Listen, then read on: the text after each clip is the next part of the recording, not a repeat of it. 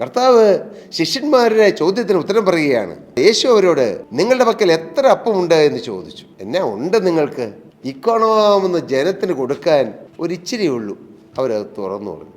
7 അപ്പവും കുറച്ച് പൊടിച്ച് മീനുമേ ഉള്ളൂ. നമ്മുടെ നിസ്സാരത നാം യേശുവിനോട് പറഞ്ഞാൽ യേശു നമുക്ക് വേണ്ടി പ്രവർത്തിക്കും. നമ്മുടെ നിസ്സാരത യേശുവിനോട് തുറന്ന് പറയണം. ചിലരങ്ങനെയാണ്, അവരുടെ കാര്യങ്ങളൊന്നും പറയുകയില്ല.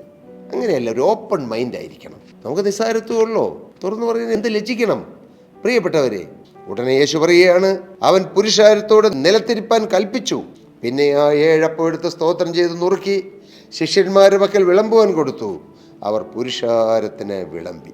അസാധ്യങ്ങളെ സാധ്യമാക്കുന്ന കർത്താവ് പ്രവർത്തിക്കുകയാണ്.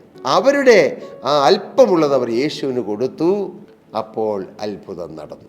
ഞാൻ നിങ്ങൾക്കൊരു ആത്മീയ മർമ്മം പറഞ്ഞു തരാം. നിങ്ങൾക്ക് അല്പേ ഉള്ളോ, ഇച്ചിരി ഉള്ളോ, കുറച്ചേ ഉള്ളോ, അത് യേശുവിന് കൊടുക്കണം.